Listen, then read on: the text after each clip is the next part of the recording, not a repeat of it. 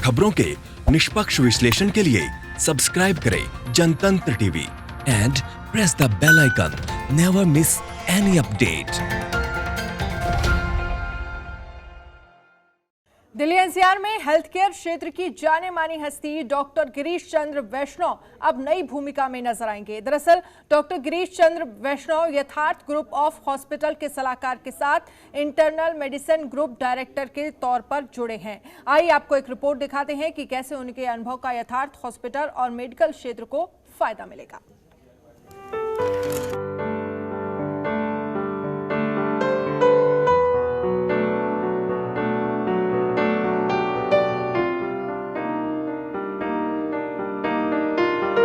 30 सालों से मेडिकल क्षेत्र में रहकर जनता की सेवा करने वाले जाने माने डॉक्टर गिरीश चंद्र वैष्णव ने यथार्थ ग्रुप ऑफ हॉस्पिटल को इंटरनल मेडिसिन ग्रुप डायरेक्टर के तौर पर ज्वाइन कर लिया है। यथार्थ हॉस्पिटल की ओर से आयोजित किए गए एक कार्यक्रम के दौरान डॉक्टर गिरीश चंद्र वैष्णव को इस ग्रुप का सलाहकार भी नियुक्त किया गया। इस कार्यक्रम के दौरान हॉस्पिटल के मैनेजिंग डायरेक्टर डॉक्टर कपिल त्यागी और चेयरमैन डॉक्टर अजय त्यागी भी मौजूद थे। तो मैं हर पेशेंट को जिसको भी ट्रीटमेंट देता हूँ उसको ये समझ के देता हूँ कि इसकी जगह मेरा कोई नियर एंड डियर वंस होता तो उसको मैं कैसे ट्रीट करता हूँ, और पेशेंट सेंट्रिक हूँ और पेशेंट के लिए कुछ भी कर सकता हूँ। और इस प्रोफेशन में 1986 में एमडी करने के बाद केवल पेशेंट ही देख रहा हूँ, कोई और काम आता भी नहीं है। 1981 से अपने मेडिकल करियर की शुरुआत करने वाले डॉक्टर जीसी वैष्णव को 2007 में नोएडा रत्न और 2011 में दिल्ली रत्न जैसे अवार्ड से सम्मानित किया जा चुका है। डॉक्टर वैष्णव को डायबिटीज के मरीजों को ठीक करने में महारत हासिल है।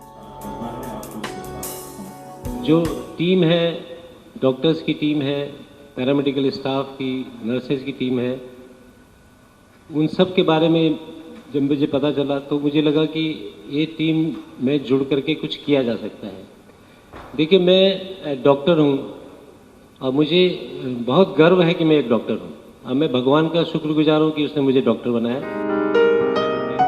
वहीं यथार्थ हॉस्पिटल के मैनेजिंग डायरेक्टर डॉक्टर कपिल त्यागी और चेयरमैन डॉक्टर अजय त्यागी ने भी डॉक्टर वैष्णव के अस्पताल से जुड़ने पर खुशी जाहिर की।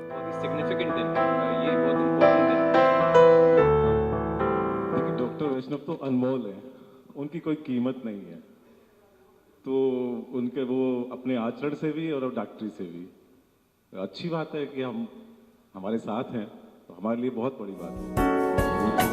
माना जा रहा है कि डॉक्टरी पेशे के साथ सोशल वर्क करने वाले जीसी वैष्णव के यथार्थ हॉस्पिटल से जुड़ने पर कोरोना महामारी के दौर में हेल्थ केयर क्षेत्र को खासा फायदा होगा। नोएडा से जनतंत्र टीवी के लिए अनुश्री रस्तोगी की रिपोर्ट।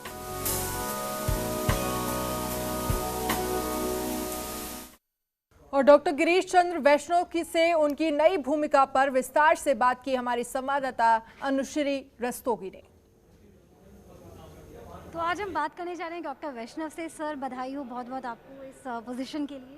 और मेरा सबसे पहला सवाल जो आपसे होगा वो इस बारे में होगा कि आपकी ट्रीटमेंट स्ट्रैटेजीज के लिए कहा जाता है कि वो बहुत अलग होती हैं बाकी सभी लोगों से, थोड़ा विस्तार से बताइए। इन जनरल बात कर रही हो आप? हाँ।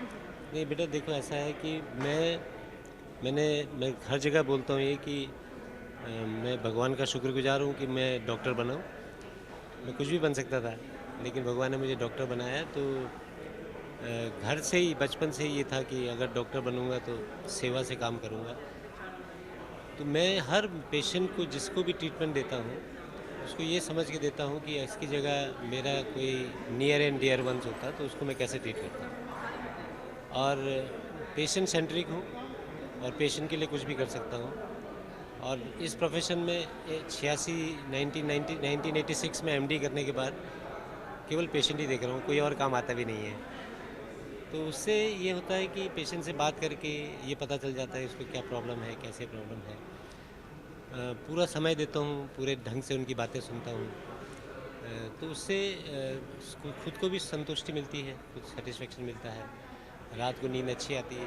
जब पेशेंट ठीक होते हैं तो उनका आशीर्वाद मिलता है। और मैं पूरा अभी तक जहाँ तक भगवान की कृपा से पहुंचा हूं। उसमें मेरे पेशेंट्स का आशीर्वाद बहुत है, उनकी शुभकामनाएं बहुत है इसमें, और आगे भी यही करना चाहता हूं कि मेरे बाकी जो अपने कलीग होते हैं डॉक्टर्स, उनको भी यही मैं सलाह देता हूं कि पेशेंट से बात करते करते ही आपको उसकी बीमारी के बारे में पता चल जाता है। तो दूसरा सवाल मेरा आपसे होगा कि अभी हमने सुना कि कोरोनिल आई है दवा, आयुर्वेद कहा गया, बाबा रामदेव ने लॉन्च की, कहा कि कोरोना की दवा है। इस पर आपका क्या कमेंट है? क्या ऐसी आयुर्वेदिक दवाओं से कुछ हो सकता है?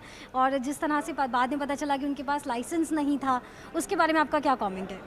नहीं बेटा, देखो ऐसा है कि अभी तक इस बीमारी के बारे में, कोरोना जो है, कोविड-19 के बारे में किसी को कुछ नहीं मालूम है। दुनिया के बड़े बड़े साइंटिस्ट, बड़े बड़े रिसर्चर, बड़े बड़े मेडिकल स्पेशलिस्ट इसके बारे में बात कर रहे हैं। लास्ट आप सोचिए, अगर हम दिसंबर का भी लें, दिसंबर से शुरू हो गया, ये 7 महीने हो गए हैं, अभी इसके बारे में कुछ नहीं पता चला। जो आज बात होती है, WHO बोलता है या कोई साइंटिस्ट बोलता है कि ये दवाई है, कल उसके बारे में आ जाता है कि कुछ पता नहीं है। तो जब इतनी रिसर्च के बावजूद कोई इसका कोई निष्कर्ष नहीं निकला, तो मुझे ये नहीं लगता कि किसी और मेडिसिन की ब्रांच में, चाहे वो एलोपैथी हो, होम्योपैथी हो, आयुर्वेद हो, यूनानी हो, उसमें इसका कोई दवाई निकली हो। देखिए, दवाई लेने में कोई हर्ज नहीं है। मैंने कुछ चीज़ें जैसे बताई थी लोगों ने कि साहब कुछ दवाइयाँ हैं जिससे इम्यूनिटी बढ़ती है, उससे कोई प्रॉब्लम नहीं है। होम्योपैथी में भी मेरे पेशेंट पूछते हैं, ले लीजिए, नुकसान नहीं है, आप ले सकते हो सकता है उससे इम्यूनिटी बढ़ती हो, लेकिन कोई ऑथेंटिक रिपोर्ट नहीं है, कोई ट्रायल नहीं है इस पर कि आप ये दवाई खाएंगे तो ठीक हो जाएगा। तो मैं अपने दर्शकों को ये बताना चाहूँगा कि किसी भी अंधविश्वास के रास्ते पर न चलें, साइंटिफिक डेटा देखें क्या है और उसी को फॉलो करें। सर, तीसरा सवाल मेरा होगा कि दिल्ली जो है इस वक्त वो कोविड कैपिटल बनती जा रही है, और जिस तरह से हर दिन के साथ कोरोना के केसेस बढ़ रहे हैं, पहली बात तो आपका कोविड कैपिटल पे क्या कमेंट होगा, और दूसरा उसी में सवाल मेरा ये है कि क्या सही तरीके से ट्रेसिंग एंड ट्रैकिंग हो रही है इन केसेस की, जो भी आपको क्या लगता है इस पर? देखिए, ये तो जो अभी हो रहा है तो होना ही था।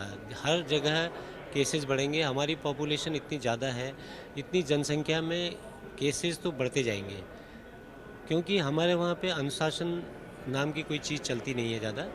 शुरू में कुछ लोग डर के मारे इसको करते रहे, लेकिन अभी आप मार्केट में चले जाइए, मास्क पहनने में लोगों को बहुत प्रॉब्लम होती है। सबसे बड़ी चीज़ ये है कि जितनी जनसंख्या है उस हिसाब से केसेस जो अब बढ़ने शुरू हुए हैं, आपने देखा होगा एम्स के डायरेक्टर साहब ने भी यही बोला था कि जून एंड के बाद केसेस बढ़ने शुरू होंगे, और ये केसेस बढ़ते जाएंगे। और इससे क्या है कि जैसे जैसे हमारे केसेस बढ़ेंगे, एक हर्ड इम्यूनिटी नाम की चीज़ होती है, जो हमें खुद ही इम्यूनिटी डेवलप हो जाएगी, और वही हमारा एक बचाव है।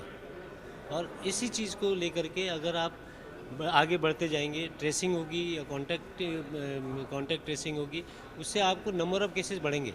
अगर आप केसेस ज़्यादा टेस्ट करेंगे तो नंबर ऑफ़ केसेस बढ़ेंगे। ये सिम्टोमेटिक केसेस भी हैं। कुछ लोग हैं जिनको जो छुपाते हैं कि सिम्टम हो गए, घर पे बैठे रहे, वो ठीक नहीं है, क्योंकि नंबर ऑफ़ केसेस से क्यों घबराना है। देखिए, आप अमेरिका जैसे देश में 34 लाख केसेस हो गए हैं, जो कि मुझे लगता है कि हर्ड इम्यूनिटी के लिए ये सब चीज़ें ज़रूरी है, क्योंकि और कोई तरीका नहीं है इससे पार पाने का। वैक्सीन को आने में अभी साल से 1.5 साल लग जाएंगे, और वो भी एक जनरल पब्लिक के पास कब पहुंचेगी ये इसका कोई अंदाज़ा नहीं है। और उससे भी माना 2021 अंत तक अगर वैक्सीन आती है तो 2022 में प्रोटेक्शन होगा, तब तक तो हमको इसी के साथ जीना है। कोविड-19 से, बीमारी से डरना नहीं है, लेकिन सावधानी बरत के अपने लाइफ को इसी के साथ जीना है। यही एक फार्मूला है आगे बढ़ने का, क्योंकि हम काफ़ी दिन तक लॉकडाउन में कोई चीज़ रख नहीं सकते।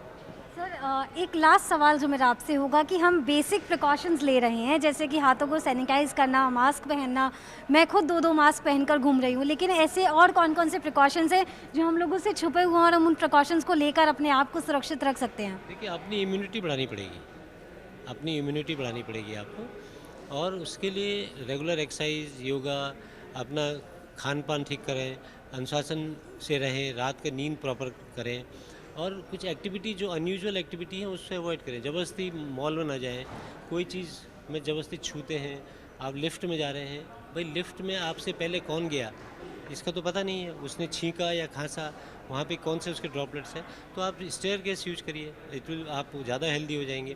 तो जनरल प्रिकॉशन यही है, आप हाथ धोइए, मास्क पहनिए, ज़बरदस्ती कोई चीज़ों को छूइए मत, छू लिया तो सैनिटाइज़र से उसको कर लीजिए, साबुन से हाथ धोइए। सबसे सुंदर और सस्ता सुंदर टिकाऊ चीज़ यही है कि सर आप से करें, और अपने को अननेसरी एक्सपोज मत करिए। जहाँ पे आप अपने देखो, आप सावधान रहेंगे तो दूसरे का भी बचाव होगा, लेकिन बेसिक चीज़ ये है कि अपनी इम्यूनिटी बढ़ानी पड़ेगी, उसके लिए अपना खान पान ठीक करना पड़ेगा और एक्सरसाइज करना पड़ेगा। खबरों के निष्पक्ष विश्लेषण के लिए सब्सक्राइब करें Jantantra TV and press the bell icon. Never miss any update.